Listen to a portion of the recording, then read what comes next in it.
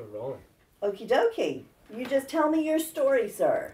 From when... You tell me what your name is and what the course you were on, and basically and start from your trip to America. Okay. I was one of those young men who was sold on flying, particularly flying airplanes. And the government, in their wisdom, decided that they could call us up earlier. So we went into the Air Force at an early age. So I actually joined when I was 17, because they said it takes 18 months to train the pilots to give them enough hours. And there's an opportunity, if we take them in, we won't expose them to combat, but we can build up the number of hours they have so that they have at least a chance against the Luftwaffe, who had many, many hours, most of them. So I joined and had some quite interesting adventures. At the beginning, I was there when some of the preparations were being made for the second front landing. And my first adventure, could I show you the plane? Could we stop it? Of course, yes. I didn't. It's the. No, hold on. Stay there, Dan. Stay there. You just sit down a second. It's the little Well, the I think one what at we the can front. do is... What we I'll can let do, him talk about it. the one on the hearth. What we can do, sir, is we can do that in a minute. We can go back to that when we'll take a look at the plane in a minute. Yes. So what kind of plane was it? It was. Hold on a minute. If I, sorry about this. That's all right. Yes. This is a de Havilland Tiger Moth. A terrible airplane. In fact, there's some thing on there. I soloed at 7 hours. I was told to just go up and circle around and not get anybody's way and land again. But when I took off and on the first circuit, a lot of red rockets and warning lights were thrown up in the air. And what I didn't know was that the Germans had a number of superior aircraft just being produced, and they did a sweep. And of course, I didn't know this. There was no radio in the plane or anything. I knew there was something going on, but it turned out afterwards that they'd done a sweep. 4 or 5 of the most advanced German aircraft. I've never seen any report of what really happened, but I circulated a number of times and then landed. I realised there was some problem because the deck chairs where we usually waited to do our flying were empty, and everybody was in a little air raid shelter, except for the flight sergeant, who was jumping up and down, waving his arms. So I managed to land, and they said, "Didn't you realise, Keith, that something was going on?" I said, "Well, yes, but I didn't." My first landing, I didn't want to sort of ruin the plane. Terrible plane. That tells you all about it. And it was a plane that you had to start by swinging the propeller. But to do that, you had to be at least 6 foot. And that's a picture of somebody doing it. And because I was 6 foot, I often got the job of swinging the propeller. It had no brakes. And the picture tells you something about its difficulties. But anyway, I survived that. And in a way, my RAF history, it was a history of survival. Not on my part, but just interestingly, things that happened seemed to fall out, and others sadly fell by the way. And I seemed, on a curious way, to be, I sort of escaped. So that was the beginning of my sort of escapes. And I was selected to go as a pilot, an actual pilot. not of a bomber, but as a fighter pilot. So eventually, that year, we were shipped off to America on the Queen Mary. And that was quite an adventure too. In the dark of night, we were embarked up in Scotland, and we sailed across on the Queen Mary and manned the 5-inch guns that she carried, and were told to behave ourselves. So when we got to Canada, we actually went into America, going marvellous, going into past the, the Statue of Liberty and all the rest of it. And then we went up to Moncton in Canada, where it was very, very, very cold, 40. We used to have to put our underclothes on a line and pull it up into the ceiling. We felt it was very strange. And then they went through a bit of a selection process, and the older men were going to be bomber pilots. And those of us who were young lads and perhaps a bit more excitable were chosen to go and join the existing schools of flying in America. We were left for about an hour to sort out, and I said with a number of other people, as long as it's not as cold as this, the hottest place will do. It was 40 below, and so within a few weeks, we were sorted out into little bodies to go to the 1, 2, 3, 4. We went to Falcon Field. Actually, they don't have any falcons in Arizona, but somebody named it Falcon Field. We didn't know anything about it. We had a marvellous journey on the train all the way down, Atchison, Topeka and the Santa Fe, and we really had a kind of exciting journey down. We stopped in Chicago for a while, and it was an introduction to America, marvellous. And we looked out the window one day and we saw these people with sombreros on, and then the next day we saw a lot of Chinese people who apparently helped to build the railway from the West Coast. And I said, well, what are all these Chinese people? Well, they've stayed there, and you're going down over the heights down into Arizona soon. And it was very good introduction to meals and everything else American. So we arrived there, and as true as I sit here, we were in our blue serge things, picked up in a bus, and we were taken out into a curious desert type of place with some barbed wire and all the rest of it, where cadets who unfortunately died, been killed, were buried.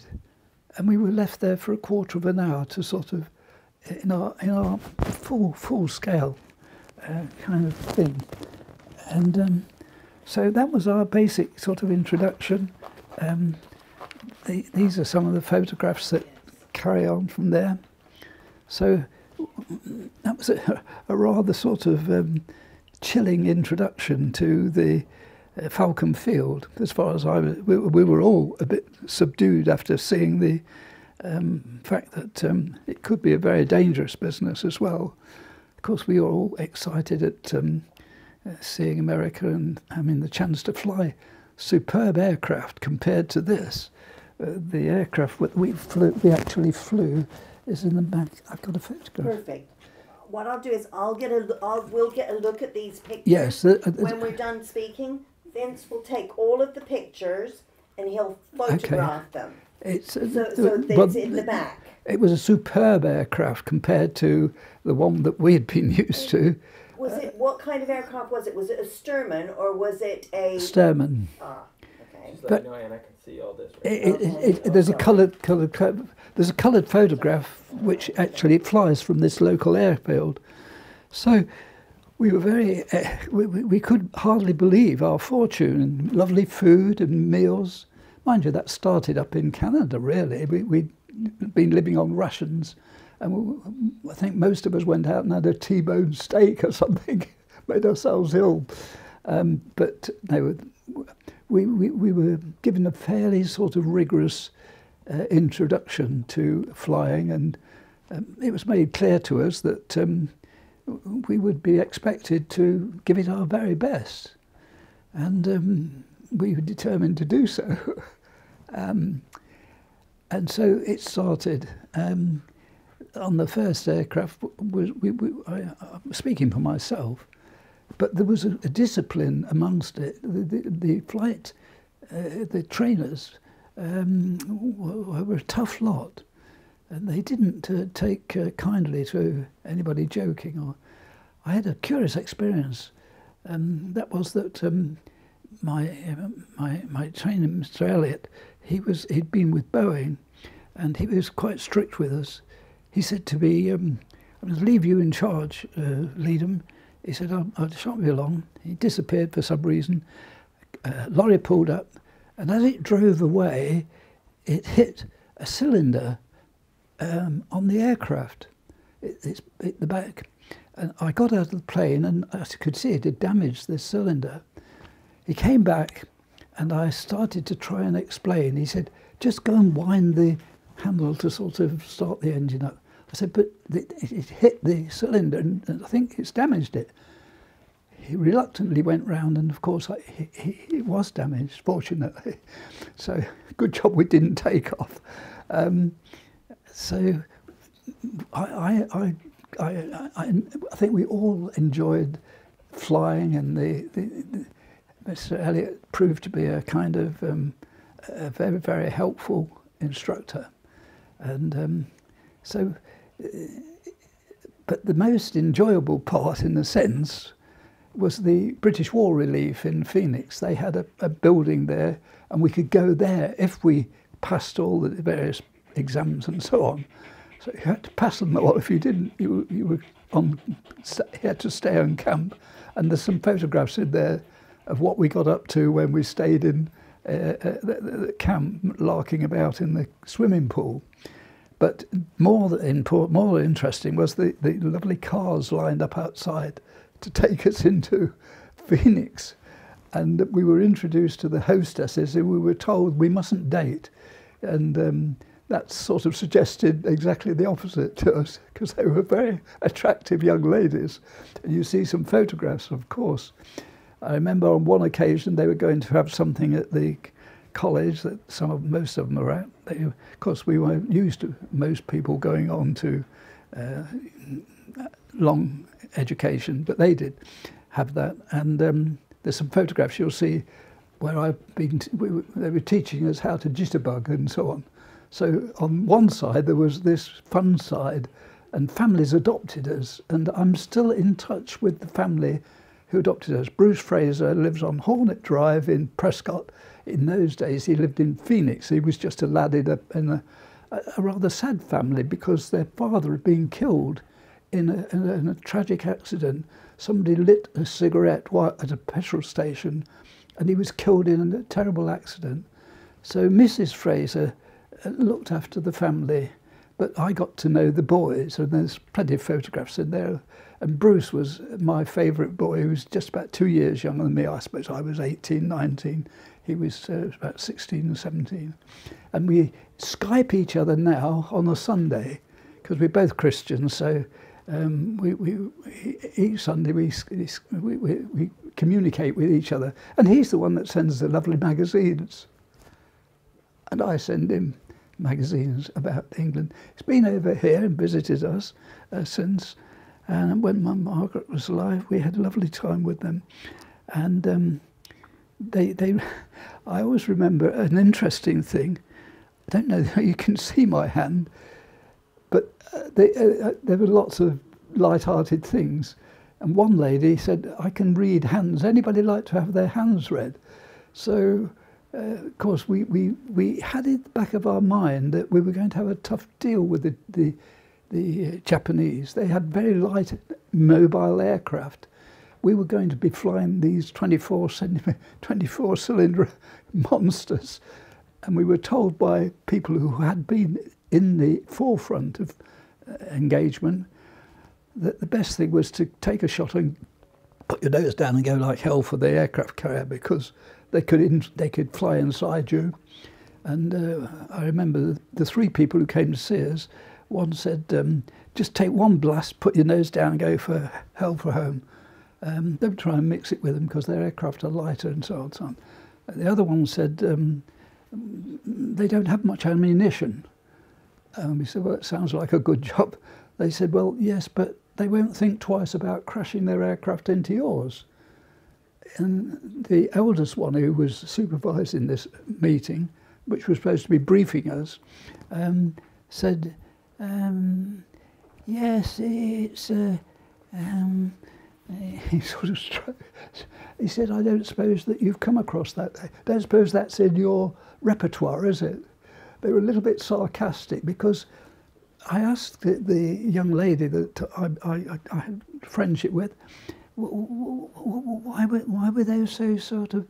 She said, well, of course you speak Harvard language, and the South is still somewhat sort of divided, she said. I don't know whether that's true or not, but she said, anyway, don't worry, we'll make sure you're looked after. So I was told, if you look very carefully, there's an M there, isn't there?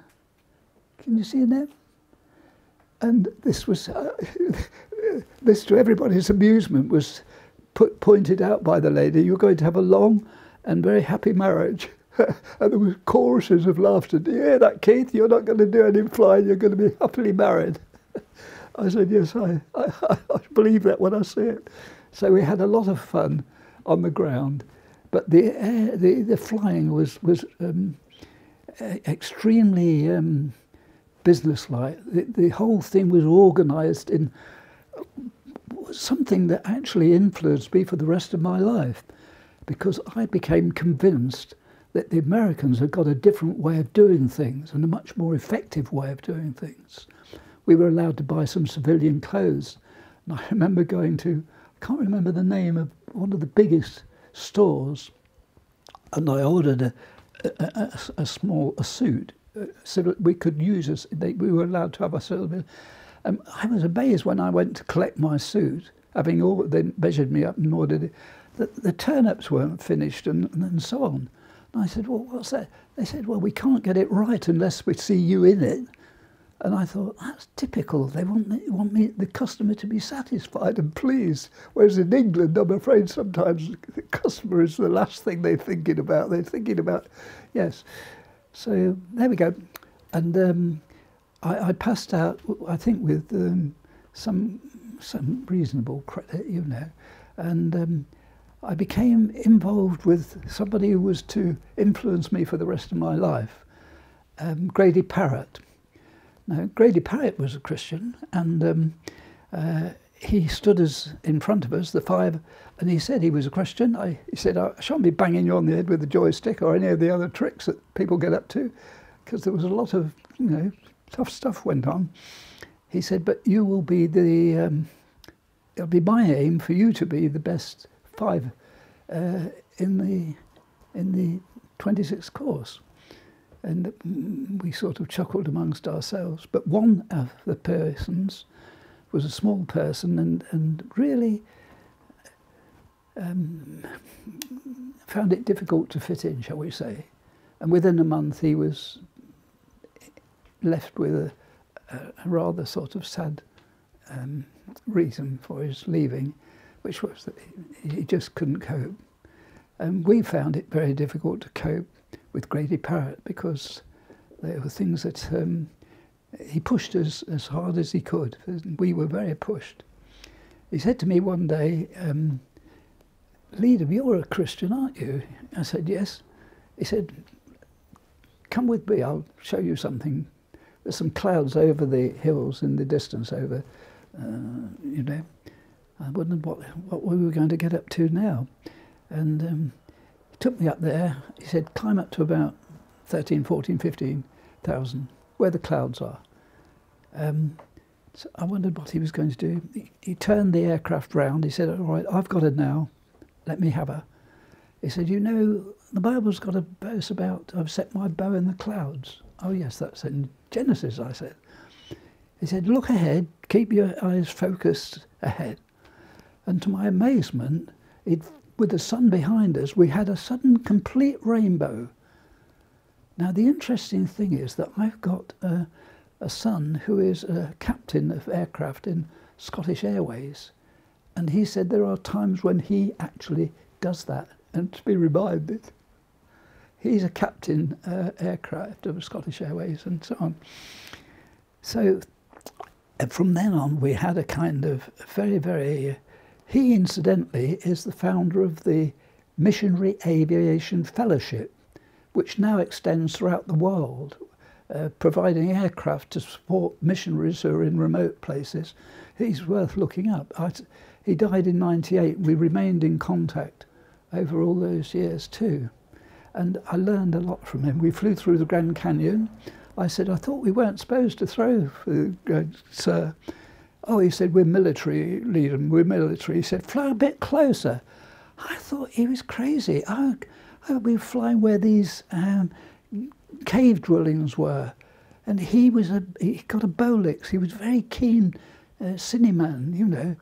And but I didn't like this flying through the canyon stuff with all these great peaks. And this was not the beginning. This was the second aircraft, which was a heavier aircraft. You couldn't fly it much slower than about 150, I suppose, to be... Anyway, we didn't come to any harm. And going on from that, there were various incidents that took place which are not worth repeating, except that some lost their lives. I think there are 36 buried, aren't there? 24. 24. Somebody. But as I said to you at the beginning, I had a whole series of this is my flight logbook, and it records in this flight logbook that I went up on a check flight with the chief flying instructor, Mr. Hathaway. And you're always nervous if you're going for a check flight because they can fail you. So I was on my best behaviour, and Mr. Hathaway, it's in my thing here, took the final check. Now they could just drop you out, and they did. And there was no messing if you weren't up to scratch. So I was flying, and he said, "What would you do if you lost your engine?"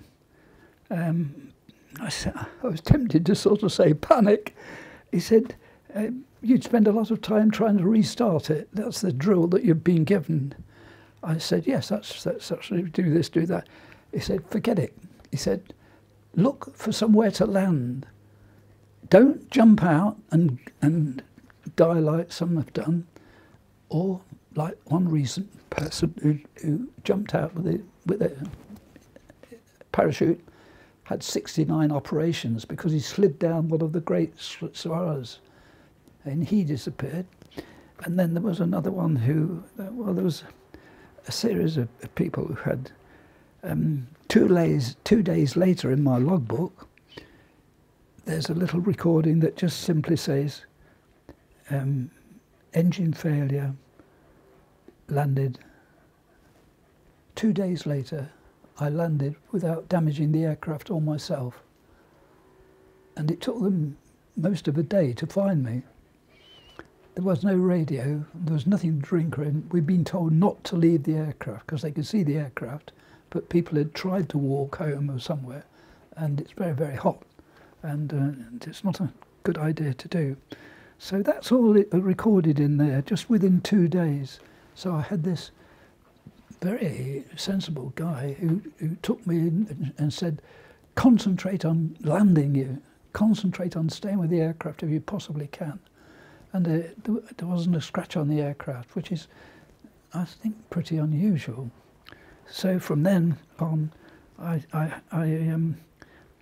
began to get sort of use for a lot of things. My most interesting thing was that Mr. Hathaway and his friend, the chief flying instructor, found out that I could see in the dark very well. So you'll see that in my logbook, I'm doing a lot of flying at night, and that was very interesting actually, but also seemed very dangerous. A lot of my colleagues found it very, very difficult and very, very dangerous, but it didn't worry me too much at all. but we had some interesting experiences. That was just at the very end, before the nuclear bomb went off. I don't know what all the night flying was about, really, but you'll see that I was repeatedly into that. So they dropped the nuclear bomb, and we went from being pilots and star people, you know. We came back to England, and everything changed, because the harvest in England was gathered in by the small army of young lasses who were in the land army, and they'd gone. So we were all drafted onto the land. One minute we were stars in the sky, the next minute we were cutting up sugar beet. I nearly cut my finger off with it. And then at the end of that, they elected someone to be responsible for handing over India to the Indians. And they suddenly realised that most of the British forces in India were DOH, duration of hostilities. They would be coming home. And this person who'd been in the Navy, who took charge of the what went on, election and so on, said, what am I going to rely on if all these people are going home? Somebody said, these young men did not join the RAF. No. So in the headquarters in London, somebody said they joined the RAF VR, Volunteer Reserve, and promised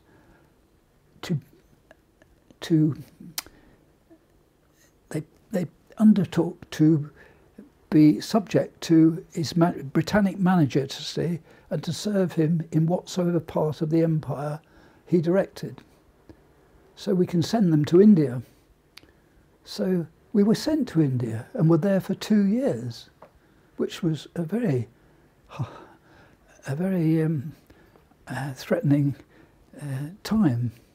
On one occasion, the CO sent for me and said, because we were mixed up then, we were no longer aircrew, we were just mechanics and I don't know. But I was an NCO, and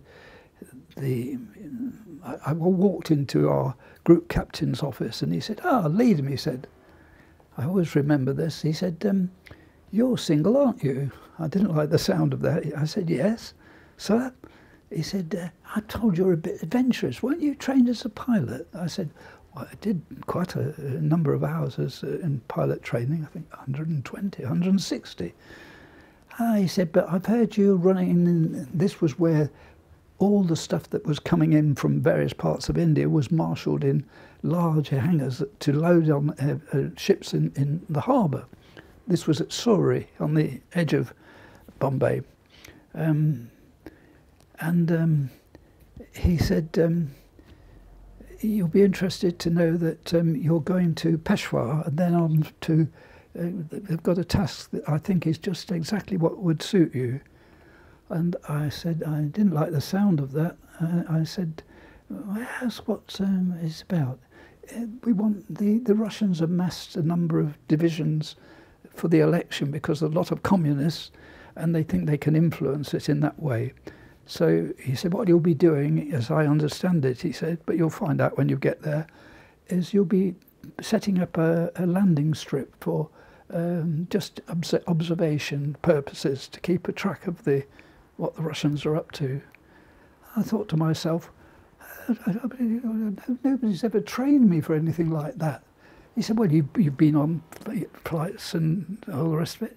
Anyway, he said, your stuff's been packed up, he said, and you're not to go back to the billet. He said, you're to report to the MP, to go to the artillery kind of place and draw a Sten gun and 200 rounds of ammunition. I couldn't believe this. I said, well, I need enough clothes to get there. Oh, it's all been sorted out. You're not to go back, and you're not to talk to anybody except the people in the munitions place. They take you down to the station. You're booked in the 3 berth carriages at the end that's supposed to be for the conductor, but you've got one booked for yourself. So he said, I look forward to seeing you anyway. I said, well, that's a long way, Peshawar. He said, it's 2,000 miles. He said, but yeah, you know, you'll enjoy it. I didn't think so, actually. I didn't like the sound of all this. But anyway, the journey there was horrific because the Muslim people were crowded on top of the train. They would get everywhere.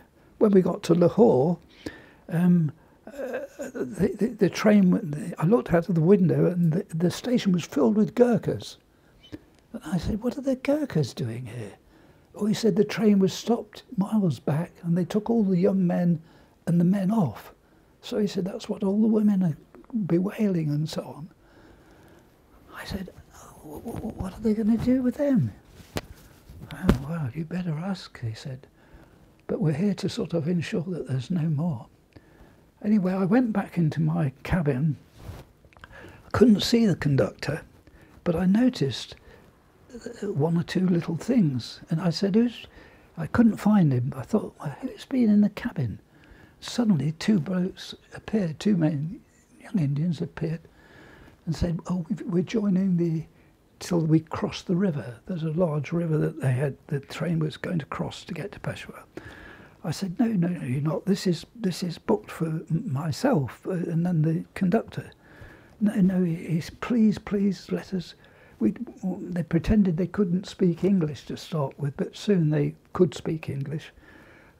I got in the top bunk and loaded my machine gun and assured them that they'd get off at the next station. But in actual fact, they stayed for 2 stations until I was having a terrible job to keep awake. One of them had offered me 100 rupees for my machine gun. And they got off at the station after that. And I got to Peshawar, got out of the train. I grew up in Leicester, which is a fairly flat part. And I thought, what lovely clouds and beautiful in the absolutely fantastic. Somebody said to me, no, clouds, those are the Himalayas. Of course, I'd never seen anything like this. And they said, what are you doing? And they explained one or two of the things you need, you know, if you get to places like that. And I was given the job of going around in a large hangar and choosing the vehicles to take about 30 or 40 people up there and put this together. So I chose a little Jeep, which I thought was a nice looking thing. But what I didn't know was that there were a number of officers, senior officers, coming with us. And they commandeered the Jeep that I'd got polished up and serviced for myself. I ended up on a motorcycle to start with, and then eventually on the Light Aid Detachment, which is the final vehicle. It was a lorry, and the idea is that if anybody breaks down, you look after them. And I had a hair-raising. I've got some pictures of me with these rather barbaric-looking. They said, "You realise they used to cut people's ears off and send to get the ransom?" I don't believe that. They were very friendly. I said, they actually went and showed me the rifles that they made. They're beautiful rifles. Yes, they said, you were very lucky you got away with it. So I've got a photograph of the Co-op Pass where we go through. It's like the Khyber Pass, but it's different, just a different area. It takes you right up towards Afghanistan. And when I got there, it was very, very cold, actually. And somebody lent me a greatcoat and said, we'd like you to sort of be in charge of the guards at both ends of where we're clearing the strip. I said, well, in the dark? They said, well, you can have a torch if you want. I said, well, I don't know about a torch, but I can't see it yet. Now, you'll be all right, don't worry. He said, all we've got to do is fire a shot and we've got a small party that will come and help you. So I had a night which was absolutely true. I came back and they said, oh, you're going to be in charge of one of the tents. There's 6 of you in a tent. They said, don't worry, there will be some people coming round with things and so on.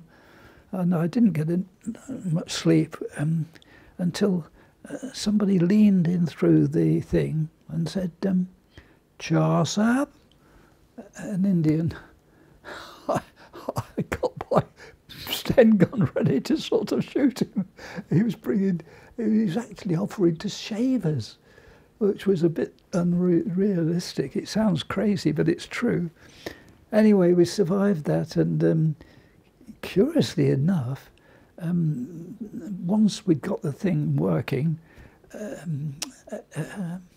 Harvard landed, yellow, painted all yellow, with a chap and a girl in, and I asked him who he was, and he said, oh, he was staying with the Raj or somebody or the other, and this was his daughter, and she'd never been up to the frontier, so he sort of, years later, absolutely true, in our model flying club, this guy turned up again.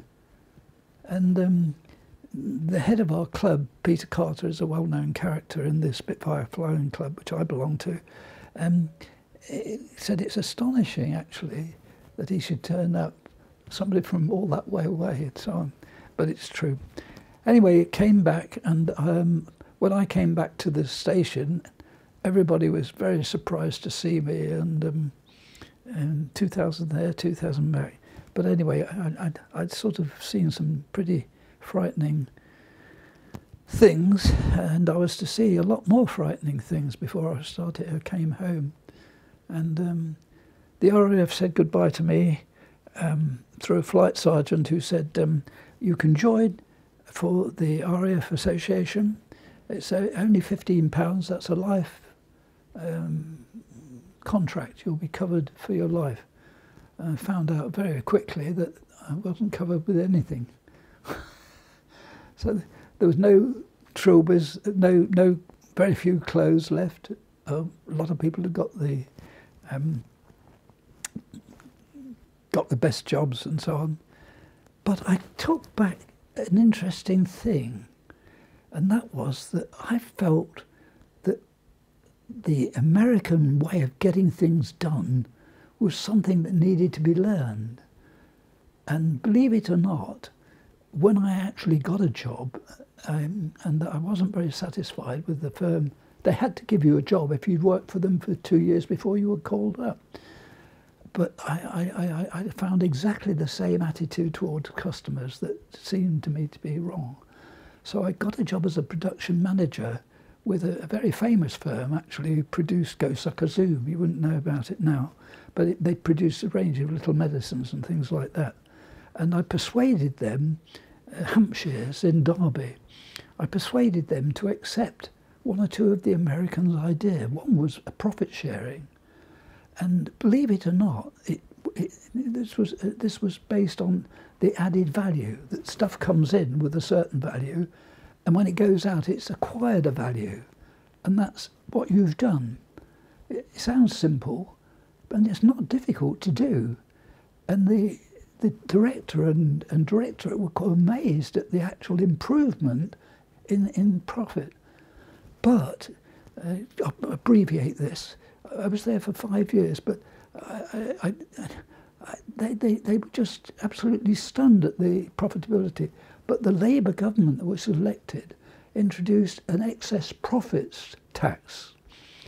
And the managing director, who was an ex-salesman, but very, very tough guy, called me into his office and said, we can't possibly pay this excess profits thing. It's almost my fault. He didn't say it was your fault, but he said, you know, they're going out of here with so-and-so and so-and-so.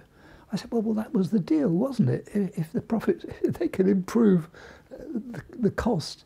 We'd introduced forklifts, and they were a new thing, and done a whole lot of things, which had made, he said, we're going to write down the value of existing stock, and that will reduce the profits and save us paying this excess profits.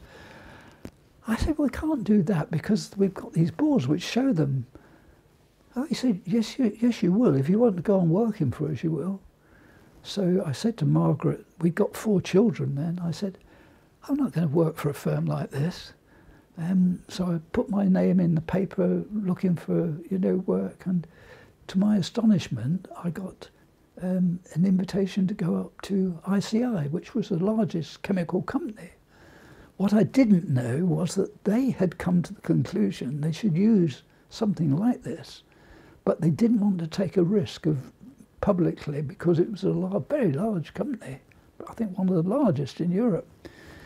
So they didn't tell me this, But what actually happened was I went up and there were 20. They all had chemical qualifications. They'd all been to universities. I had no such thing. I'd done my university in the RAF, you know. But I had actually introduced with some success these ideas. And in the course of interviews, I became convinced I wouldn't get a job, obviously. But somebody came in and said, is this a person who's, you know, possibly down in Suffolk? I thought, cracky, Suffolk? Well, I can't think of it. They do have one or two places on the coast. Anyway, yes, come with me.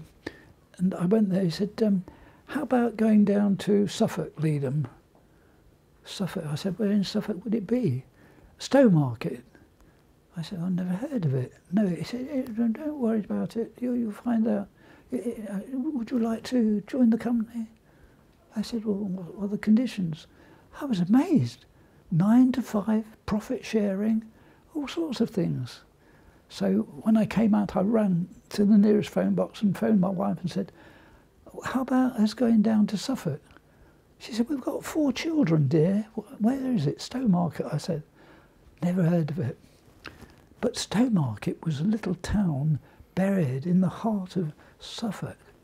And it was there that a chemist had accidentally titrated turnips with sulfuric acid, making TNT. And he'd actually blown up the village, killed 100 people. True. And so they the extraordinary thing was that they wanted to try this out there, but they didn't tell me. I had to go through all sorts of steps with them for 2 years before they actually said, you can have the old headquarters, which we're going to build a new headquarters building. They employed about 1,200 people and a lot of young people. And they said, you'll be on your own. You know, we're going to give you the building as a training centre. But I joined what was called work study. And I couldn't quite see why should I be chosen when they'd got these more experienced people who'd come from Slough and they'd been with the paints division for years. But gradually it became obvious. They said, well, is there anything that you think could improve things? And I said, well, I've heard that the Japanese have got portable television. Could we get, oh yes, you can get some of those. We can spend money, you know, on things like that. I thought that's very strange, actually. But eventually, the director, Edgar Seeley, he was a director of the company, but he was also the manager on the site, said that if I wanted, I could introduce this profit sharing that I'd done in my last firm. So we did. So that's all the things that you'd learnt when you were at Falcon Field then, really, wasn't it? Yes. That well, was the main premise, really. they were agricultural men and women, and they didn't get, once we introduced this, they were walking away with profit sharing and shares in the company, and nobody could believe it. I was actually promoted to the 16th grade, which was the top grade. None of the men, anybody could understand what was going on. They thought that I'd got some relation to Edgar Seeley because he was always sending for me and wanting to know what was going on. So he sent me to Germany in the end, and nobody knew why I was sent to Germany. But that was to find out if we could start manufacturing paint on Germany. I came back and said, after I'd spent some time in Germany, the Germans have a curious thing that goes back to Bismarck. If they employ more than 100 people, they have to have somebody on their board of directors. But also, in school, the master painter is the future for them if they're in a painter factory. And I said, you won't, we sell paint because they say, you can go to a thing and buy a paint that will be the colour you think and make a job of it. But I said they wouldn't accept that in Germany because that's the job for a master painter who's grown up in their kind of thing. I found this difficult to understand, and he took me to various things. I always remember one thing. We went for having a meal, and I said, "What's the point of the big tank over there?" He said, "Well, that's why we're going to choose our fish." I said, "But they're alive." He said, "Well, they won't be when we eat them, will they?" And of course, people tell me they do this in England now, but I'd never seen anything like that. And when I came back, I sort of, by this time I had a fairly big car and a nice house and all the rest of it. This chap came across to see, he was convinced that I was a director of ICI, which I wasn't, but he was convinced I must be, to have a yacht. I got a very nice yacht and all these other things.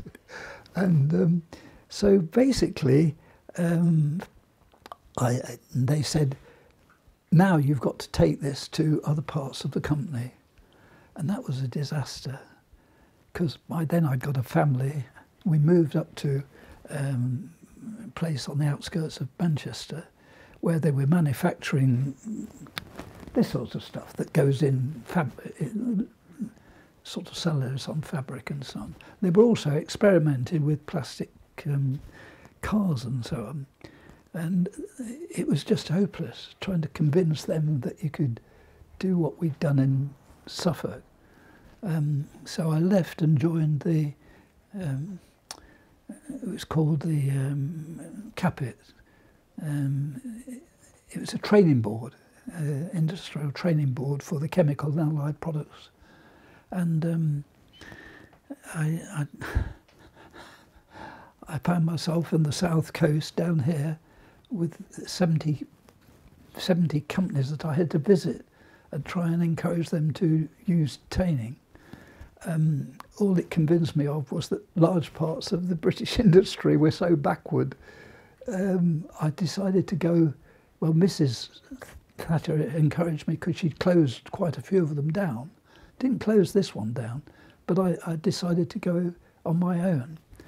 And from then on, I really couldn't put a foot wrong, because I'd been visiting 70 firms. So whenever somebody said, "What our big job is, our big problem..." So you knew exactly what you were doing. I knew. I think, they had that and they did this and that and the other. But I also introduced profit sharing in various forms. And this is absolutely true. The firm that actually sponsored me in London said, "You know that we pay you, we're paid for your services £1,000 a day." So I said, "But I don't get that." No, they said, "Because you chose not to be paid in the Channel Islands."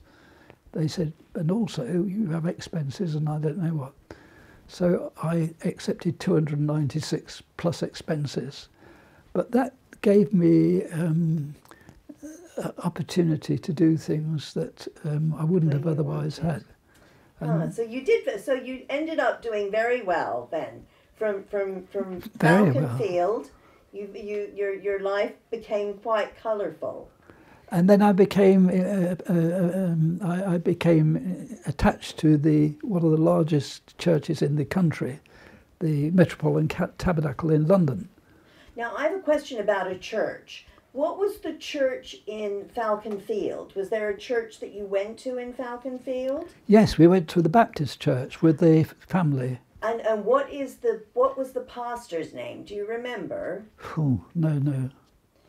The only reason I ask that is because someone actually had a book, and it was signed by the pastor of the church. Oh. And I couldn't read the signature, so I was just wondering. But it was a Baptist church, was it? Yes, but what I would like to know was that one of the four that remained with Grady Parrott actually married an American girl. And that was contrived by Parrott. And I often wondered how he got on, because we could do that. We could, if he married the American girl, we could stay. He became an American citizen. Right. But you mentioned that yesterday. Yeah, did they? They mentioned that one of the guys ended up marrying an American girl, and then he moved back and stayed there. Oh, I don't remember who that was. I don't remember who that was. Were there other churches that were near Falcon Field other than the Baptist church? Did people go to the other churches other than that one? Oh yes, oh yes. And what were some of the other churches? Do you remember? Well, there was an American congregational church, I think. There were several, actually. I was surprised how religious they were, really. I mean, I was surprised because it didn't match the background of most of the people who were in the RAF.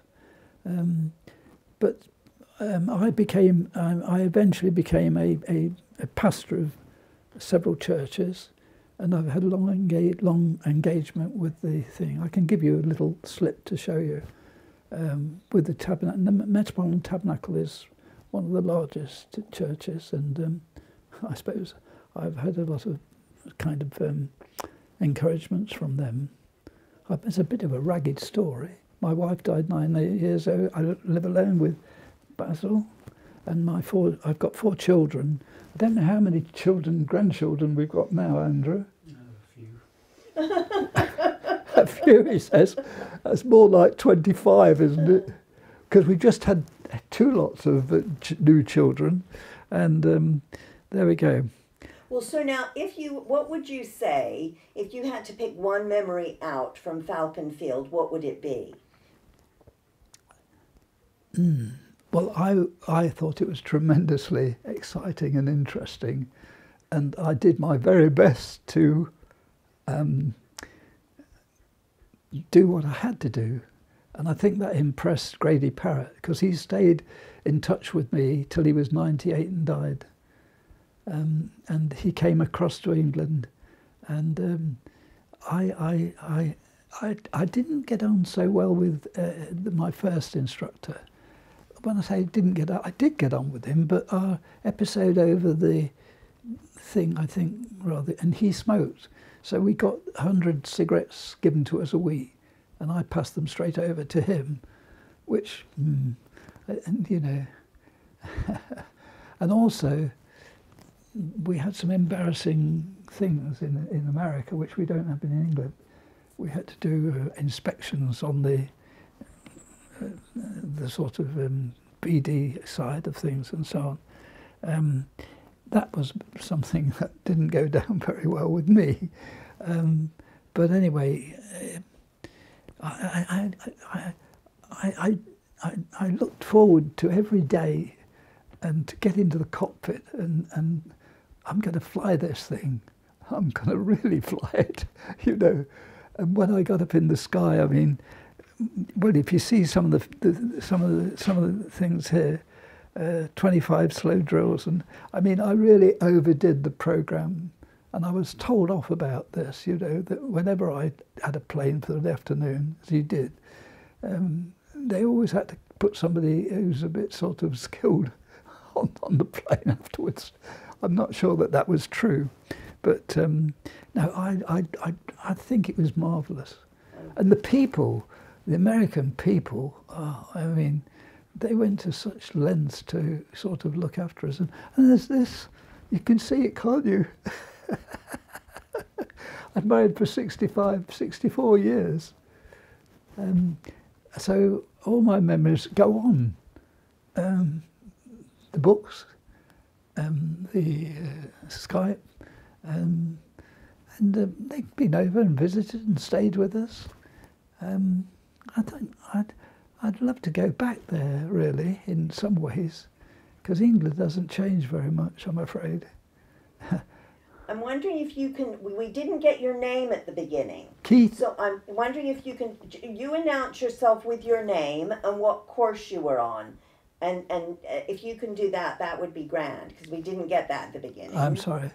My name is Keith Leedham, Leedham, and because I used to read the Bible every night in the billet, it was the custom for somebody to come in and say, Leedham, and they'd all join in, Leedham, Evan, Leedham, Father Leedham, you see, because I was known for being a bit of a Christian, so, well, not a bit, a real Christian. And being a real Christian was something very enjoyable to me, you know, and made a lot of friends. And I'll tell you one thing that was worth repeating, perhaps. When we moved up from the basic trainer to the 24-cylinder sort of style of thing, I rang the family and I spoke to, you'll see his photograph, who is now Bruce Fraser, but he was a young lad, and I said, I'm on the 24-cylinder stuff today. I'll come over and give you. They lived in the north part of Phoenix. I said, I'll come over and give you a few sort of demonstrations. I meant I would be flying it for myself after being with an instructor for a bit. I don't think Grady Parrott would have been very impressed with that. And anyway, I got back in the evening and said, did you see me? Yes, he said, but why did your undercarriage keep coming up and down? I'd forgotten to lock the undercarriage up. But another case was his mother was very protective of the family, and she felt I was a dangerous influence on Faith. Well, I wasn't really. She was a very nice girl, but there we go. And but she also felt I was having a bad influence on Thingybob, her son, you see. And we came to the big crater north of Phoenix, and of course they'd all learned how to fly. They'd learned how to fly at school, didn't they? They'd all learned how to fly, you know. It was part of growing up. I'd never learned to drive. When we came to this crater, she said, would you like to go down into the crater, Keith? And I said, I don't know anything about it. She said, it's a very big crater, it's well known. You ought to go down into it, see. So, to my astonishment, she stopped and waved me into the driver's seat. And I didn't know what to do, you know, I didn't know what to say. I thought, I can't very well acknowledge. But it was a standard Ford, and I went down. I was horror-struck and managed to take it down and managed to drive it back up as well. Mind you, I'd driven tractors on farms and things, so I knew I had driven odd things, but oh dear, that really took my breath away. Actually, an American car came after me and pulled me over and said, what's the uniform you're wearing? I said, because it was an American uniform, but we had these flags on our shoulders with eagles and various other things. And I explained, no, she stepped in and explained that we were at the Falcon Field. Oh, he said, just watch what you're doing, sir. Different over here, you know, you drive on the... I said, yes, I know you drive on the right. I said, well, watch your step. And that was a... But it had a few more adventures of that sort, which... Oh, perfect. Well, you know what? Do you mind if we get some of the pictures, take some of the images out of your book? Yes, of course. And so, now, did you have anything, am I missing anything, Vince? Is there any questions we haven't asked? I guess kind of description, maybe kind of describe what you saw, because when you were there, was there lots of orange groves around the base? What did it look like when you reached Falcon Field for the first time? What did it look like around there? Well, for the first time, you'll see there's a photograph of us all in our blue serge. We'd just come away from this graveyard, which was very barren. But the Falcon Field had orchards around in one part of it of orange. They were growing oranges, weren't they? And I thought that most of the Americans made what they didn't have, in my view, at least it's just a personal view, they didn't the way their domestic life was ordered in a different way to ours. You know, we met as a family and so on. They would go to the mall and collect something and do it. But also, they in Arizona always had, what do you call them? a kind of clone thing which gave a sort of, what's the word I'm looking for, Nike? It evened up the kind of temperature. And Oh, like an air conditioner. yes, nearly all of them had that. I've got one. And actually, it makes a tremendous difference. No, everybody thinks it's a joke. It's not. In the evening, would you believe it, there's no ventilation in my room. This is a new house, relatively, and all the houses used to have ventilators. This has got a chimney, but I never use it, very rarely. But this makes a tremendous difference. When we close everything down in the evening to watch the television, I switch this on, and it makes an enormous difference. It's only a miniature one, but it does work. America is, but you would never sell it to anybody in England. But on the other hand, I think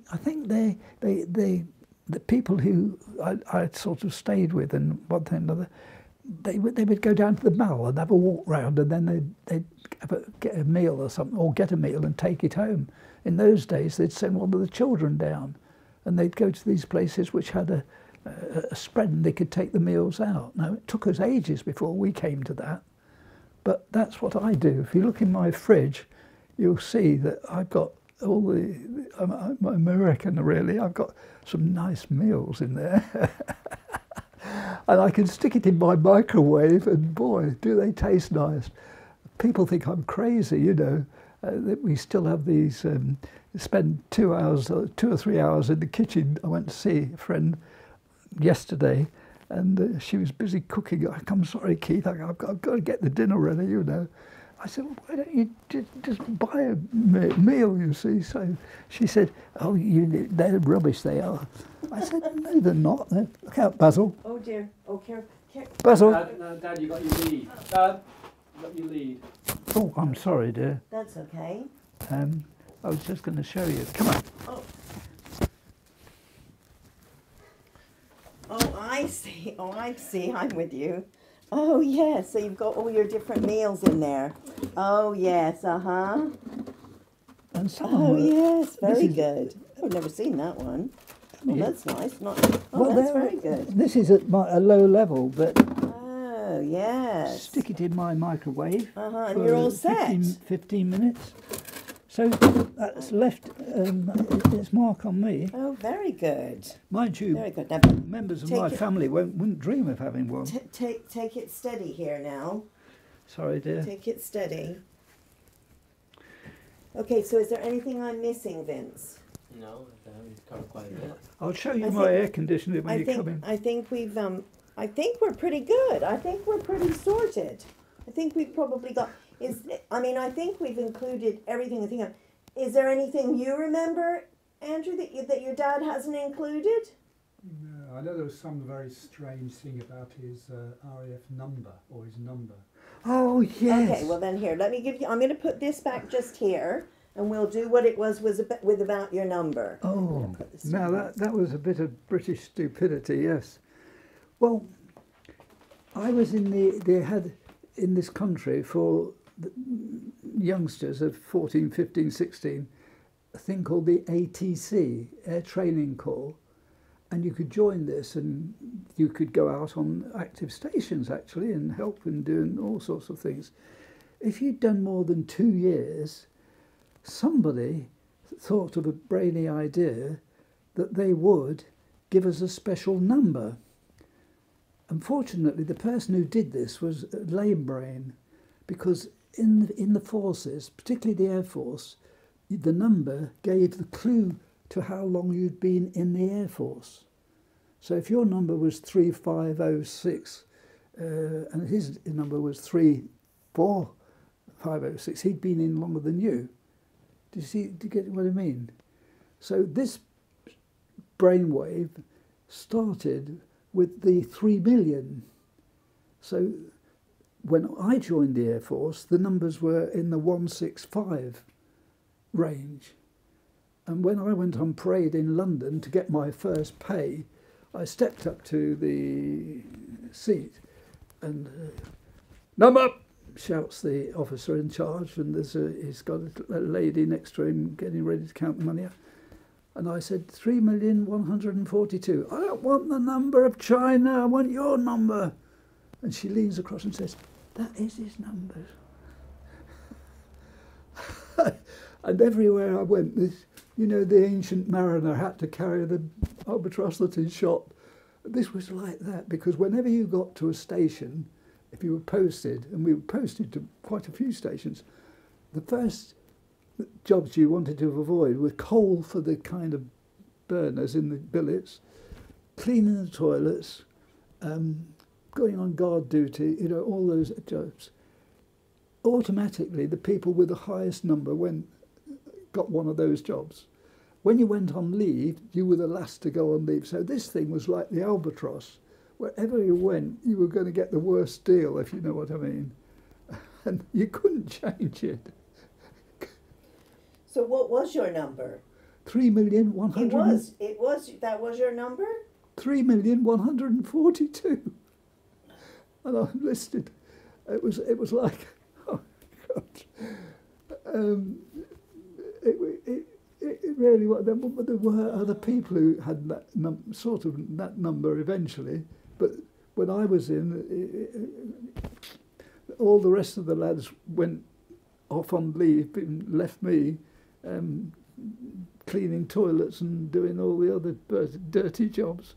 I think my worst experience was after the business I mentioned about the German fighters doing the sweep and my surviving it.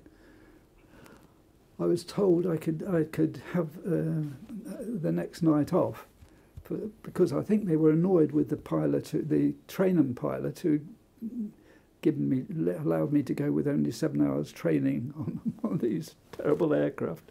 And my mother, who was very affectionate and she got 3 sons in the forces, and she got the idea that being in the Air Force, I had to have a blue silk pair of pyjamas. I didn't know what to do with these because you got issued with a very plain pair, but I thought, well, I better wear it. So I put these on. They're very nice, actually. And what I didn't know was, and I slept through all of this, but believe it or not, we had these metal stoves, with a chimney. Somebody in the night from the next billet had come in and removed they'd broken their chimney. They'd come in and moved this over and stuck their broken pipe in this place, you see. And of course, I slept through all this. I'm a very deep sleeper, actually. I just put my head on the pillow and I'm gone. I couldn't believe this. And I was hauled out of bed by a flight sergeant and all my dress and all the rest of it. But the visiting officer had the name Leedham. And because he had that name, I got away with it all. There was no connection at all. But he had the name Leedham, and there was they were all convinced that it was something to do with me, but it wasn't actually. So when I said I had a whole lot of incidents that seemed to be wrong, I mean, I was invited when I was in America, for instance, to join one of the aircraft that flew regularly from a field near us to Hollywood. We got a fortnight's leave coming up, and one of my pals said, "Why don't we buy one of these cheap cars, and then we can drive it and sell it when we get there?"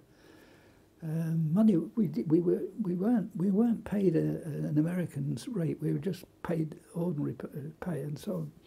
Anyway, we could get a lift in this other plane. I can't remember the name of it, but it was a bit of a notorious plane because the petrol tanks, or the tanks to put fuel in, were, I think, mainly in the fuselage.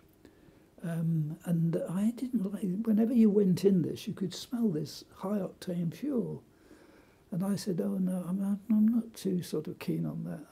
I'd rather go on you see some photographs of us in the very ancient car, and the plane blew up on the way.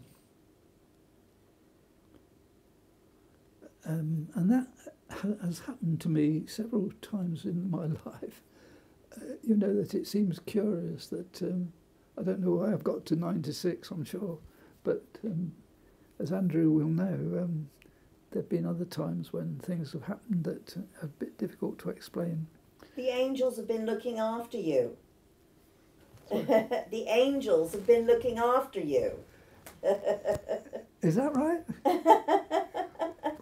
Well, I said to him, I was showing him that I belonged to the #1 yacht squadron. The first yacht squadron in the UK was formed in Suffolk on the Deben River, and I belonged to it, and I got my name on it. That's so you can have #1 on your pennant. It was the first yacht. Do you inherit that then, Andrew? No. Oh. I'm not a club. I showed him it to prove to him that he was trained by somebody who belonged to the first yacht. Not a bit interested. Not a bit. I couldn't get him to do any of the ironing. Not a club person. What's So that? is there anything we're missing, Vince? But you must admit that you wouldn't have probably Can imagine. become a kind of yachting man if you hadn't had a. Perfect. Would you?